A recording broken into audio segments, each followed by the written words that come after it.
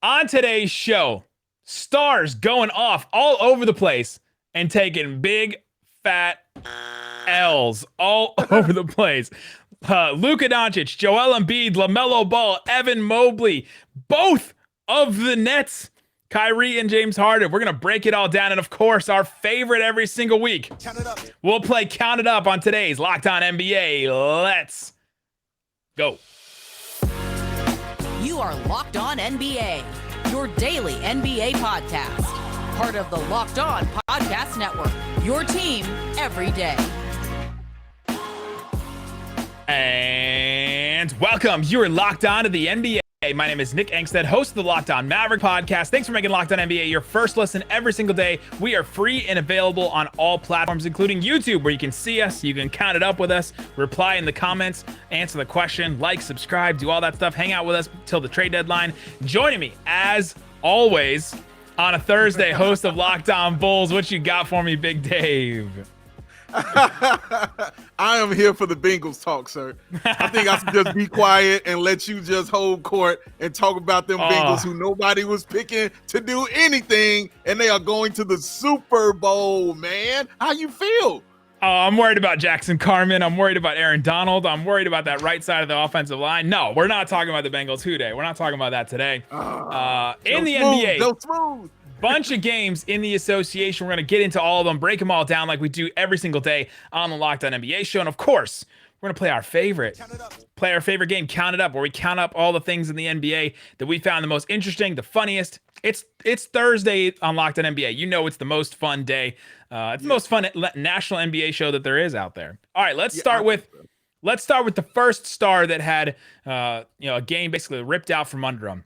LaMelo Ball goes off for 38 points, 9 assists, and only 3 turnovers for him there. But he loses to the Boston Celtics 113 to 107. This was a game that, if you've been watching and paying attention to the Boston Celtics, this is a game the Celtics have lost all year. They're in the fourth quarter. They have a lead. They lose the lead, and then usually they just leave the lead, right? They don't ever pick it back up again. But they picked it back up again in this one. Yeah, they did, and both of their stars struggled as well. Jaylen Brown didn't have a great night shooting. Tatum didn't have a great night shooting, but Marcus Smart is the one who kind of carried them along. But it was their bench that really did it. That man Richardson, who I know you know well, and I know you don't like this, but that man hit 6 threes, and I know you probably haven't seen him hit 6 threes in quite a very long time. Preseason, when he played for the Mavs, he shot 80% from 3. That was the last time I think I saw him hit 6 threes in Dallas. Man, he was on fire. He really carried them, man. But Williams also, I thought he did a really great job. He had some timely threes. Grant Williams hit some timely threes, but he also played some really solid defense out there as well, man. So they got a lot of help from their role players today because their stars didn't have it. But Jaylen Brown, he hit some key buckets in the fourth, but it was from those role players. That's who carried them. The Hornets were playing without Gordon Hayward, but they did have they got a really good game from LaMelo Ball, like we said, a star-level game from him. They had 23 from Terry Rozier. P.J. Washington had 16 points for 4 threes. Miles Bridges didn't really come up really big for him. It's kind of one of those like young Hornets games where they need a veteran, they need somebody else. They needed that Gordon Hayward player tonight to hold that lead at the end of this game, and they just didn't get it. Yeah, you're also leaving out the superstar Mason Plumlee pulling down 17 rebounds as well. No, I'm okay leaving him out. I'm okay. I've listened to Locked On Hornets before. I hear how they talk about him. I'm okay leaving him out. Plums can stay out. Oh man, but yeah, LaMelo Ball, dude, he just showcased why he's so special and why he's gonna make this all-star thing like really hard. Because right now, I think it's coming down to him and it's gonna come down to Garland as well. I think those are the 2 guards it's really going to come down to. But man, dude, when you're putting up games like this, and not only just the 9 assists, but also the 6 rebounds, like he was just really supreme out there for that team. But in the fourth quarter, it was scary hours. It was all about Scary Terry in that fourth quarter. He had some really key buckets, but he was too small to be defended against Jaylen Brown because Jaylen Brown, that's when he started hitting his shots in the fourth. Yeah, and it's just tough if a guy if you're playing against a team like the Celtics and they have all those different defenders they can throw at you. If a guy like Miles Bridges, who is a wing, who can match up with some of those wings, if he doesn't come up big, you're running out of options there on offense. I think that's what happened to the Hornets a little bit in this one. First star goes down. The second star that goes down is Luka Doncic, my own Dallas Mavericks, covering the Dallas Mavericks here. They go down to the Oklahoma City Thunder without Shai Gilgeous-Alexander. They lose without, or the Mavs lose to them without SGA. Now, the Mavericks were without Kristaps Porzingis, Tim Hardaway Jr., but this came down to, this was a leadership loss. The Mavericks just lost to the Orlando Magic the game before. They lose to the Thunder without SGA. And this comes down to a team that is not in the Mavericks that is not necessarily a veteran team, not even necessarily a young team. They're like this weird middle team where they have these guys that are in their mid-20s, late 20s, but not a ton of experience in the NBA. Haven't been in the playoffs very far. Obviously haven't gotten out of the first round, many of these guys. And so there's no veterans really on this team. There's no like true veterans on this team. They've tried to go after some of them. They tried to go after Kyle Lowry this offseason. He would have been incredible. If you have a guy like Kyle Lowry on your team, in the same way that the Suns have Chris Paul, you don't lose games like this, right? Not often. And the Mavs have lost 2 in a row like this. Luka goes off for 40 points, 6 boards, 10 assists. Only 3 turnovers for Luka. He hits 5 threes. Like, how do you waste a game like this from Luka? But Luka was minus 17 in the plus minus. So this is where the literal counting stats don't tell you everything, because after the game, Luka told us, this was my worst defensive game of the season. And the Mavericks have all of a sudden become this incredible defensive team. They've been number 4, top 5 in the NBA in defense the last couple of weeks here. And Luka playing bad defense, you have one bad defender in the bunch of 5 that's on the floor. That hurts a team like that, because if you're a really good defense, everybody's got to be locked in. And if you're just giving up baskets left and right, it doesn't matter if you score 40 on the other end and dish out 10 assists. If the Thunder, without SGA, are scoring 120 points on you, you're not going to win many games. No. Yeah, and it's weird because, all season long, that's what has been so shocking about them, is that their defense has been really, really good. Really shocking to everybody, us too. Yeah, right. They've been a top 5 defense in the league, man. And everybody's like, what? So, yeah, it's a little surprising they would give this up to a team that was missing their best player. But no disrespect, because shout out to Lou Dort, who dropped 30 and hit a huge 3-pointer in that overtime. A colossal 3 that pretty much sealed the game for them in that overtime, man. And you can probably speak to this a little more, but it just feels like every year since Luka's been here, I know they're making moves. I know they are. But it just feels like he's by himself. Like, it just feels like when it gets to playoffs, he's going to give everything that he's got, but then they're going to get to like game 6 and he'll be just gassed and he won't have enough and there won't be anybody around to carry him. Because it reminds me of when you guys won the title and they kind of felt that way about Dirk, but he had Jason Terry. He had Jason Kidd. Well, that was the ultimate vet defensive team that had a couple extra, had all the little pieces that you need. Correct. It just feels like he doesn't have that one. And you mentioned Kyle Lowry, but he just feels like he doesn't have that one player he can truly lean on. I know they thought it was going to be KP, but it hasn't been. But it just feels like he is really, really missing that guy that he can just rely on, especially in that fourth quarter, to go close that game out for them, man. The Mavs have had a couple of, we talked about this on Locked On Mavs tonight, and we'll talk about it in full there. You can go listen to that. But the Mavs have had a couple of big opportunities to hit a home run on this and try and get a star next to Luka. The first opportunity they had was literally the trade deadline of his rookie year, where they went and got Kristaps Porzingis. They brought him in and said, okay, this is the guy that can be the number 2 next to Luka. They already had Harrison Barnes. They decided Harrison Barnes wasn't going to work next to Luka, and so they traded him out for cap space because they wanted to keep that cap space, keep the powder dry in order to lure another star in that way. The NBA changed over the last couple of years, where all of a sudden the only time cap space really matters for you is if you're in a big market where a player wants to come and play with you to play with somebody else. And so that didn't necessarily work out for the Mavs. They got Porzingis. They tried that. They also went after Giannis in free agency. He ended up signing an extension. They went after Kemba the year he went to the Celtics. They almost had Kemba, but then Al Horford decided to go somewhere else instead of coming back to the Celtics. And so that changed everything up. Last minute, Kemba went somewhere else, which maybe the Mavs benefited from not paying Kemba that huge, massive contract. Then they tried for Kyle Lowry this offseason. They keep trying to do the same thing that they've been doing. Keep the powder dry, sign a free agent, and get somebody next to Luka. And it just hasn't worked. Brunson has stepped up. Tim Hardaway Jr. at times has stepped up. Like this would be a random game where Tim Hardaway Jr. has like 30 or 35. Yeah. It's like every 4th game he does that. But he's out. He's been out with the foot injury. He's going to be out until probably the end of the season. And Kristaps Porzingis is out with knee soreness right now. So they were missing pieces. But yeah, it does feel like the Mavs should have somebody else stand next to him. You go back to some of those moves that they've made, and it all comes basically down to that. And I want to give a shout out to Giddey as well, man, on OKC. 14 points, 10 assists, 7 rebounds. He was big, man. And he made an incredible pass. So the reason why this game went into overtime was because Luka Doncic missed Kenrich Williams on a backdoor, like a literal backdoor cut. Like he missed him backdoor off of an inbounds pass that Giddey threw. And it was just, you could just see the twinkle in his eye when he saw that Kenrich Williams was going to be open. He chucked that pass from the inbounds, hit Kenrich Williams. He hit the layup. They went to overtime. And then Luge Dort took over. Took over at that point. And I'll give Lou more credit here. He is like, I mean, I've been thinking a lot about Aaron Donald because my Bengals are going to play the Rams. He is like Aaron Donald, man. He messes stuff up so much on the defensive end. He just messes up your whole play, and all of a sudden it's a broken play, and you're saying, okay, we got to figure something else out now. And then all of a sudden he can get to the basket and he can hit threes. It's like, this guy is just turned into something else. This Thunder team, they've got a couple of pieces here. They have some young guys that are really interesting. SGA, Dort, Giddey is something there. Trey Mann had a career high 29 points in this game. He can fill it up off the bench for him. So they got some stuff building here. They just obviously don't have that number one, defined talent. But coming up, a number one defined talent is the leader in MVP odds, Joel Embiid. He gets a loss against the Brad Beal-less Wizards. How did that come down? We'll talk about that coming up. But before we do, let me get into Bet Online. They've got you covered this season. More props, odds, lines than ever before as football continues to march through the playoffs right to the big game in a couple weeks with my Bengals. BetOnline.net remains the best spot for all your sports scores, news, and everything this season. All the odds and lines that you need. It's not just football. BetOnline has also up-to-the-minute info on pro and college hoops, NHL, boxing, UFC, if you're into that. All kinds of live, real updates of current games.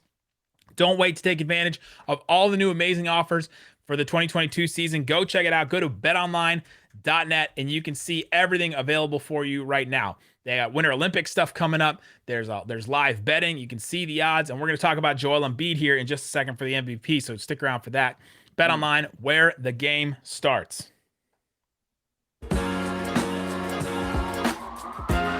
All right, Big Dave, let's get into the rest of these games. So the Philadelphia 76ers had been on a streak. They had gone on a 5-game streak. They were 1 game back from the number 1 seed in the Eastern Conference without Ben Simmons. They were just getting up there. And then they come in at home. They lose to the Washington Wizards without Bradley Beal, without Thomas Bryant. And they lose this game. It came down to the final minute here. They lose 106-103. Came down to the final minute. Washington was just straight up out executing the Sixers down the stretch. They were beating them on cuts and dives. It was just, you have a rim protector like Joel Embiid out there for a reason. It seemed like all those reasons were just thrown out the window. 30 seconds left. Philadelphia was down 2. They finally get a stop on Spencer Dinwiddie. And you say, okay, here it is. This is where they tie the game or take the lead. Tobias Harris gets the outlet pass from that stop and just gets over half court and almost completely loses the ball. Like just loses his mind. And I'm not sure what he was doing with the ball. Throws a wild pass to Joel Embiid on the left side, on the left, out of bounds line, whatever you're going to call it. Joel Embiid tries to pick it up. He finally gets it. And then he, from the 3-point line, tries to rock the baby, layup it. And from the 3-point line, goes in there and either gets blocked by Kuzma or the rim. Like, I think it was both, right? like a combination of both of those things gets blocked. And then the Wizards go back, hit some free throws and all that kind of stuff. They end up sealing the game there. Another team with a star player goes for a pretty big game, and they end up losing because of the help here. What do we think about this? What do we think about the Sixers? Man, you know what's wild? Like Embiid, I mean, he had 27 and 14 and 6, and it felt like a quiet 27, 14 and 6. And it's weird to say that, but that's really how it felt, especially in that fourth quarter, because I believe he got seven of his 27 in that fourth quarter, but he really kind of struggled, like from the line. He missed quite a few layups, like you said. He missed some shots like that in that fourth. And I mean, you want to say he was just missing shots, but I kind of want to give credit also to Washington defense, because I will take no opportunity not to give love to my man Daniel Gafford as much as I possibly can. Yes, I will, even though they took him out in the fourth quarter with about 6 minutes left. But that's okay. I think Embiid got most of his points on Daniel Gafford. It was the doubles it was when Harrell was on him, and then they would throw the quick double over there that Embiid had to get the ball out of his hands, or he tried that his little step back jump shot thing. It's all the stuff it's all the stuff Julius Randle did last year that he was hitting that he's not hitting now that Embiid was trying in this game and just not hitting on. Yeah, he was scoring, but he also was 11 to 27 shooting. Like, that's what I'm saying. Like he missed a bunch of shots. Yeah, he was missing a lot, man. That's why I'm gonna throw my man Dan Gafford his love out there because he was making it hard for him just a little bit. 9.7 rebounds. And why did they have him on the bench? Why weren't they playing him? Why was he getting DNPs? I'm telling you, I think he scored a lot of his points. It was 1-on-1 against Daniel Gafford where he was scoring his points. It was the doubles that came from the Wizards, at least from what I saw. The doubles. I'm just saying, my man had DNPs for the past couple games. As soon as they put him back in, these past two, they win. That's all I'm trying to point out. Put Daniel Gafford in the game, get you some W's. That's all I'm trying to say. Nah, send Daniel Gafford to Dallas. I'm not against that. I want my man to succeed. I want my man to succeed. I'm not against it. I'm not against it at all, man. But man, like when the Wizards came to Dallas, Daniel Gafford murdered Kristaps Porzingis on a dunk. He did. Oh my gosh, that was I was sitting there. I was sitting there like real close to the court, just like watching that and just thinking, man, like how are we both human beings? Like how can you? Is that when you said I want him on the team? Is that what it happened? Yeah, I think that's what it happened, man. It was before then. It was before then. But does he remind you of Tyson Chandler in any kind of way? Ooh, a little bit. It's hard to compare anybody to Tyson Chandler because dude is just so smart, but. Yeah, he was. But yeah, physicality-wise, for sure. Physicality. Okay, yeah. But yeah, man, you're right. Like outside of Embiid, man, he really didn't get a lot of help. I mean, Maxey did have 22. You know, Harris had his usual 18, 0.9 rebounds. But, I think that was about it. You know what I mean? He only played 9 players out there. Guys didn't have it tonight. Thibault, 3 points. I mean, he didn't really do too much. Danny Green, what happened to Danny Green? I don't know what happened to Danny Green, but he hasn't been right. Worldwide Wob made him trend into oblivion. Like Joel Embiid now for Bet Online. Joel Embiid is now the favorite to win MVPs, plus 200, at least coming into the day on Wednesday. He was the favorite, plus 200. Jokic right behind him, plus 275. Then Giannis, plus 350. Curry, plus 375. John Morant, plus 1,200.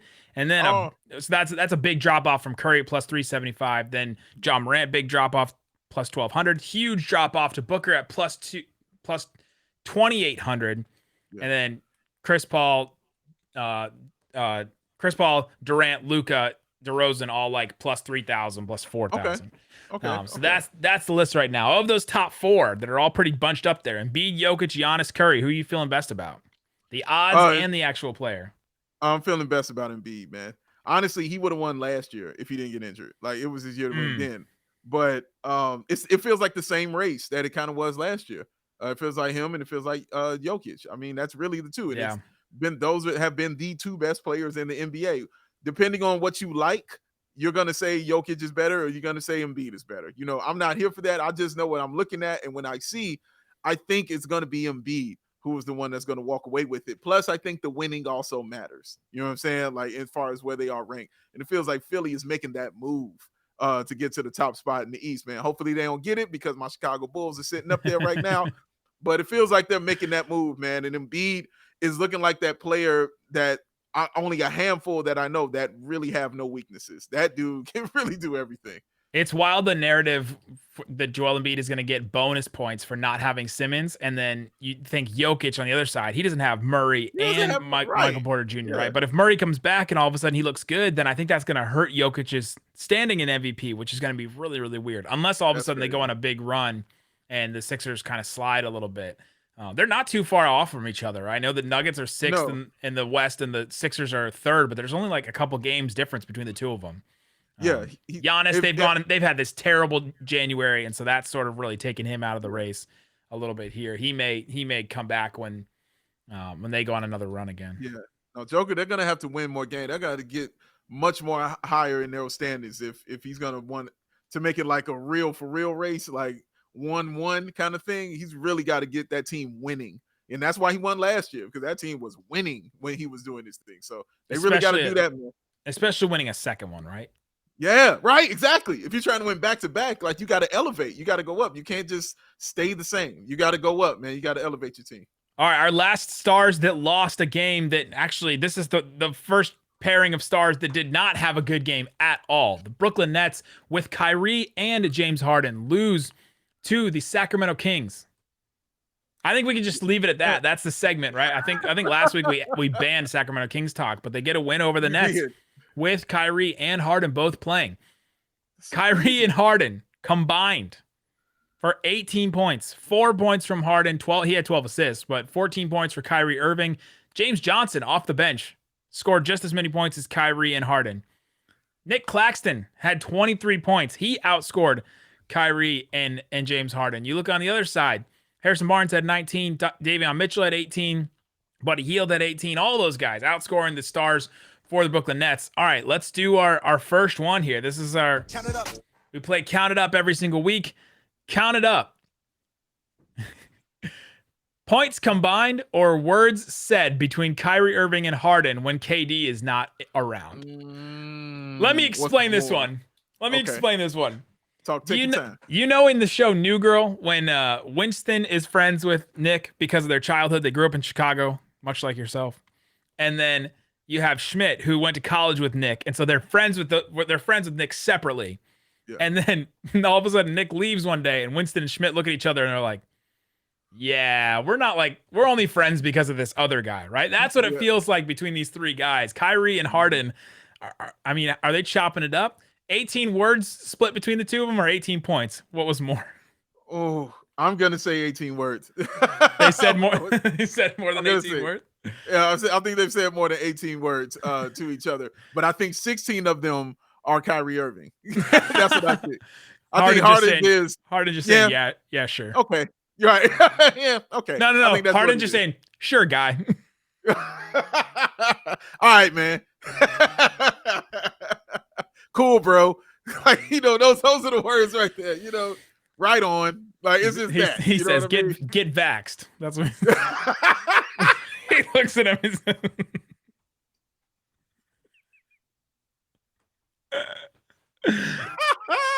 Big Dave just lost it. Yeah, so there you go. Kyrie and Harden. Oh, they need KD back, man. They just need KD him back. In more ways than one, for the scoring and for the talking. The friendship. The friendship, yeah. And also, Fat Schmidt is probably my favorite Schmidt. That Schmidt is amazing. All right. But man, dude, yeah. I'm making jean shorts. I'm doing laundry.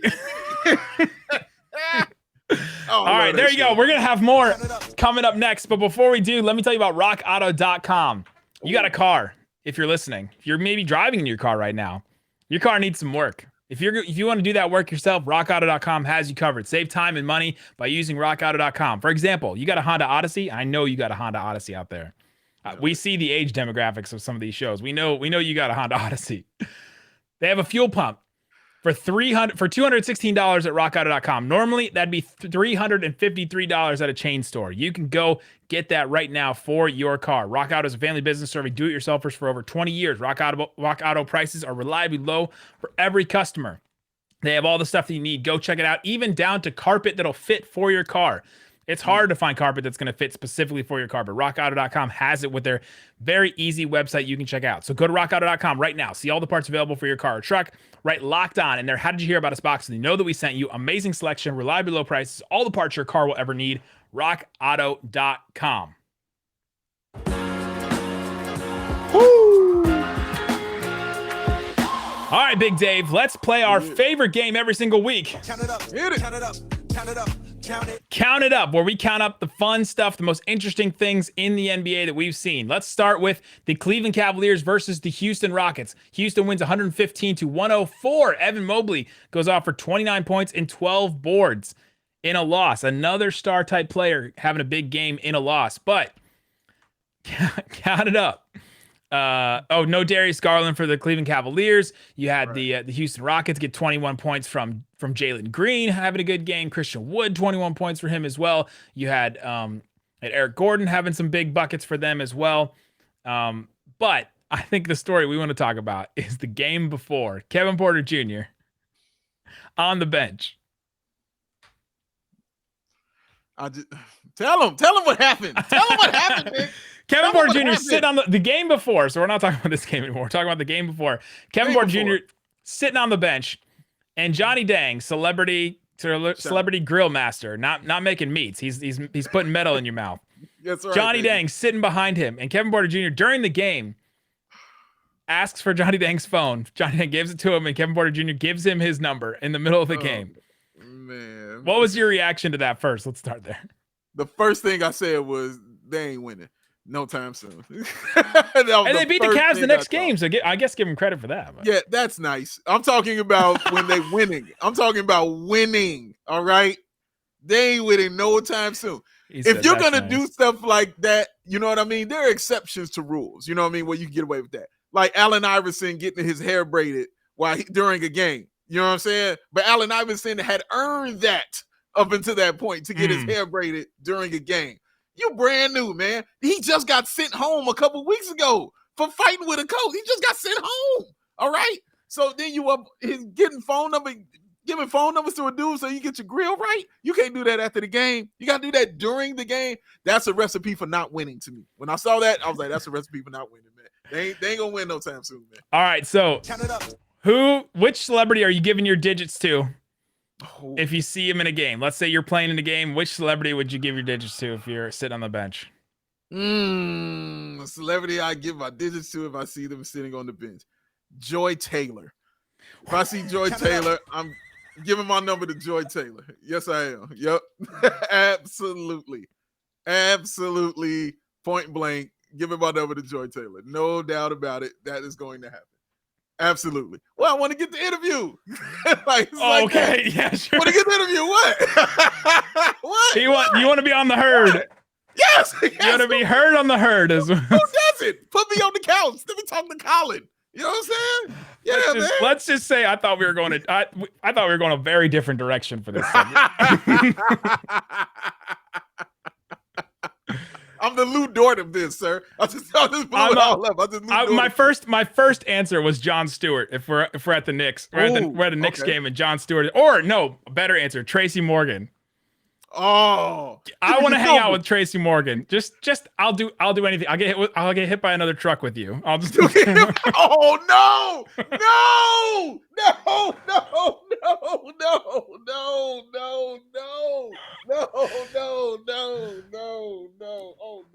Oh, Nick, you wild.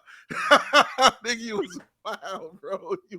The Memphis Grizzlies win 120 against the New York Knicks in Madison Square Garden, where Tracy Morgan may have been. They get the win. Incredible quote from Ja Morant after the game. Oh, we run the chimney. We ain't ducking no smoke. That's right, baby. What a quote from Ja Morant. Ja Morant has 23 points, 9 assists in this game. They get another good game from Jaren Jackson Jr., 26 and 10. 21 points for Zaire Williams. So, how many drafts have the Grizzlies hit on in a row? Because it just feels like every year they come up with somebody new. They get Ja Morant. They get Jaren Jackson Jr. They get Brandon Clark. They get Zaire Williams, Desmond Bane. Like, they just keep hitting on these drafts. How many drafts in a row do you think the Grizzlies have hit on? At least 5. It just feels like that. And a lot of that credit, I think, probably goes to Jerry West. For establishing this thing. I mean, that's kind of what he does. You know, it's build really awesome, great teams, man. That's really what he does. And maybe I'll give a little credit. Let's give some credit to Justin Timberlake just for being there. How about it? Let's just give Justin Timberlake some credit just for being there. I'm bringing sexy back. Yeah. Take it to the core. Dirty bang. But yeah, man, like those draft picks have been stellar for them because most teams would get a guy like Jaren Jackson Jr. and kind of make him the piece. You know what I'm saying? Like he would be the cornerstone of that team. And he's been just a fit. And they put him at the 4 because when they got him, I'm like, well, this is a 5, clearly. And no, they put him at the 4 and he shoots threes like nobody's business. He is one of the best 3-point shooters going, man. That dude can shoot. And clutch threes. He'll hit them as well, too. But then, man, Ja Morant, who I just knew was going to change the absolute game when he came in. I still remember the people who laughed at me when I told them I was going to take Ja Morant over Zion Williamson. And that was because I saw Zion Williamson walk. I had never seen him walk before. And when I saw him walk, and I was like, is this dude 65? He walked like a plumber who had been working for 45 years. He concerned me with the way he walked, man. That dude, he was just side to side like this, like he's been playing. Zion does. He's 18. He's like 18 to 19, man. You ain't got that much stress in life, man, to be walking like that. Like, you got to earn that walk. You got to go through stuff. I was concerned. I was very concerned with how that dude walked. But I've been a Ja Morant fan from the first time I saw him dunk at Murray State, and I've never left the bandwagon, and I can't wait to get my Ja Morant jersey either. Gavin Shaw, Locked On Knicks host, said it was a weird, stupid, kind of fun game for the Knicks. They lost. They put up a fight in this one, but they didn't come back. Orlando versus the Indiana Pacers, another weird, stupid game in the NBA. If we're going to talk about that. Orlando gets a win 119 to 118. The Pacers were up 17 points midway through the third quarter, and by the beginning of the fourth quarter, it was tied. The Magic came back in this one. The Pacers had 0 centers by the first minute of this game. They didn't have Miles Turner, no Domantas Sabonis, no Goga Bitadze, and then Isaiah Jackson, their guy from Kentucky that had been playing pretty decent for him. He goes out with an injury in 22 seconds. So they had Torrey Craig, 6'6" Torrey Craig, playing at center for them for a little bit here. So so great Orlando comeback. Good for them. They won an 11-0 run late in the fourth quarter. You got contributions from Wendell Carter Jr. with 19 points. Gary Harris off the bench with 6 threes, 22 points for him. Franz Wagner is playing really well. Second leading scorer among rookies, 17 points for him. But count it up. How many Pacers centers of all time can you name since the Pacers had no centers? Let's go with it. Put 30 seconds on the clock. Here we go. All right, Miles Turner. Roy Hibbert. Oh, Roy Hibbert. Rick Smits. Oh, that's cheating. Brad Miller. Oh, Brad Miller. Goga Bitadze. Oh, Greg Foster. Jermaine O'Neal. Come on. Oh, I'm tapped. Tapped out. Austin Crozier. Oh, Austin Crozier. Did we say Greg Foster? Did you say that one? I said Greg Foster. Yeah, I said Greg Foster. Am I out of Pacers centers? Oh, you probably could have thrown in like Dale Davis, even though he played for. No, and Antonio. Put both of them. And Antonio. Put both the Davises on there. Why not? There you go. All right. The Los Angeles Lakers get a win, a much-needed win for them against the Blazers without LeBron, without Damian Lillard. Lots of missing pieces all over the NBA. Nasir Little, Larry Nance, Cody Zeller also out for the Blazers. Kendrick Nunn obviously still out for the Lakers. Lakers get 30 points, 15 boards, 3 blocks, and a limp from Anthony Davis. You get 24 points from LaMelo off the bench. Russell Westbrook put in 9 points, 10 boards, 13 assists for the Los Angeles Lakers. Before the game, Frank Vogel had a mandate for Russell Westbrook. Frank Vogel wants Russell Westbrook to, quote, play within himself and play hard on the defensive end with LeBron James still out. So, Big Dave, count it up. How many defensive possessions do you think Russell Westbrook tried hard on in this game? Oh, good question. I'll answer that with one question. Let me see, how many steals did he have? He had 1 steal. Okay. 6. 6 defensive possessions. That sounds about right. 6 defensive possessions. All right, yes. Real one. Count it up. How high do you think the Lakers can go when LeBron does come back? Because right now they're 9th in the West. They're still in the play-in. They're 17 games back from number 1. So it's got to be somewhere between there and where they are right now. Do you see them getting out of the play-in? They're about, what are they? 4.5 games out of the play to get out of the play-in. Can they get out of there when LeBron comes back? I mean, I haven't. This is so wild to say, but I haven't seen anything to say something to the contrary. Like, they've had LeBron the majority of the year. You know what I'm saying? And, right. And it hasn't been. Now they haven't had LeBron and AD a majority of the year, things like that. But they've had LeBron James, and he's supposed to be that guy and that dude. He's been putting up those numbers for sure. He's been good. But it just hasn't equated to wins for that team. So I think they can get as high as 7th. Because the West, nobody is really scared of the Lakers. And that's the other thing. No team out there in the West is just really fearing the Lakers where they can just come in and bully somebody into one of those seeds, man. But Anthony Edwards in Minnesota is damn sure not scared of nobody. He's not scared of anybody out there, man. The Clippers aren't scared of them, even without Paul George. You know, Denver's not going to move. You know, y'all know Dallas ain't going nowhere. Utah, I mean, any of those teams ain't going nowhere. So it's going to be hard to just maneuver yourself into that place. But it's not impossible because, once again, like I said, you still have LeBron James. It's not impossible. But honestly, I'm just going to say I don't see it because I haven't seen it all season. Yeah, I think this team can get to 7.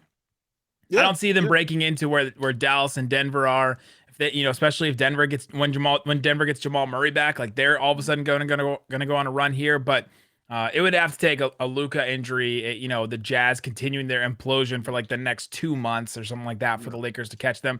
And all that would have to happen. Plus, the Lakers would have to play well with all these guys and stay healthy. And they're an older team. So it's all the talking points we've heard so much about this Lakers team. It's all true, right? Go straight Han Solo Force Awakens. It's true. All of it, right? Like the Force, the Jedi, all of it. Well done. The legs, LaMelo, Mello, all that. Well done. Yes. Book of Boba Fett episode 6 was incredible. If you guys haven't watched it, don't tell me. My boy Kev told me about it. Don't tell not me. spoil a dang thing for you. Thank you very much. Last game in the association.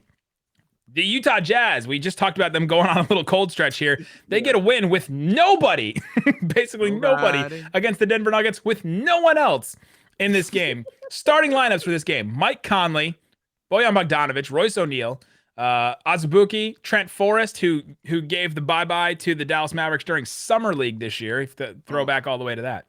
Monty Morris for the Nuggets, Will Barton, Zeke Naji, Jeff Green, Austin Rivers. Starting lineup for the Denver Nuggets. Okay. This is our last count it up. Okay. Count it up. Build the movie poster, the Avengers Endgame style movie poster with the floating heads. If you're trying to marquee this game to try and sell for someone to buy tickets. Who are you putting on the movie poster? Let's put 5 on the movie poster. Count it up. Oh, okay. See, this is what I was gonna do. I was gonna cheat, and I was gonna say I'm gonna go full Thanos and just put Mike Conley's face on Thanos. No, we're not just putting Mike Conley on the poster. He's the only one you know. Who else do you know that is out there on the floor? You know nobody else. You got to put Mike Conley front and center. That's the only star. You have to. He's the only star. That's it. He's put him on Thanos with his back turned, looking over his shoulder with the glove on and everything. And man, that's it. That's how you do it. You put that on and you go. People will show up for Mike Conley at least. That's a rough one, man. That's a rough one. Okay, Mike Conley is your most notable star, I guess, in this game.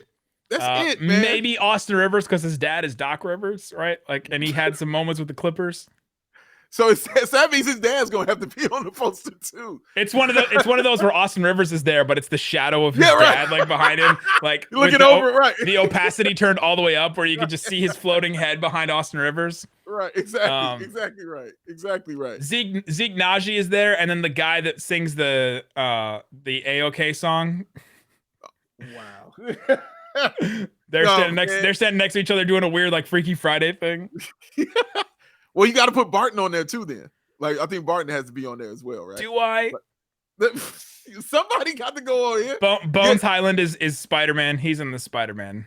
Maybe Bogdanovic. Like Bogdanovic might be able to go on here. You know what I mean? He's kind of known, kind of a name. I guess he's known because that one Pacers series he guarded LeBron. That's correct. There you go. There you go. Rudy Gay. You put Rudy Gay out there. You probably get away with that, putting Rudy Gay out there. What is this, the Grizzlies in the mid-2010s? Sounds more like the Bulls last year. Like, what do you mean? Actually, the most known person was Jordan Clarkson on the bench because he dated he dated one of the Jenners, right? Wow. Yeah, he's probably the most famous. Yeah, he's probably the most famous one out there. Wow, that's a tough game to go watch. You know what I'm saying? I'm talking about live. That's what we're saying. I'm talking about live. We're trying to build the movie poster for him. We can't. Oh my goodness, man. We can't sell some tickets to this thing, man. But I'm telling you, Mike, how about you just put the coaches then? Why don't you just go with Mike Malone? Oh, putting Mike Malone. Mike, don't call me Michael, and Quinn. And Quinn, aka Meth Dad, and you put him on the poster with that, and we'll just go with what happens. I think that'll work. He could be Iron Man. Quinn Snyder could be Iron Man. I met Quinn Snyder IRL with David Locke one time, and he looks like Morty from Rick and Morty, like all grown up with all the stuff that Morty has probably seen in his life, right? Hey Morty, hey Rick, hey man. Oh, that's what you put. You put David Locke on there. That's what you do. You put David Locke on there. You put David Locke on the poster, dog. That's what you do. You put David Locke on the poster right there. We good. We sell it, dog. We sell it. We get that money. No, we're out. We're done. There you go. Thanks for making Locked On NBA your first listen every single day. Now go make Locked On Bets your second listen. Go listen to that great stuff. Get yourself some money. Listen to Lee Sterling and your boy Q. Guys, thanks so much for listening to Locked On NBA. Boom!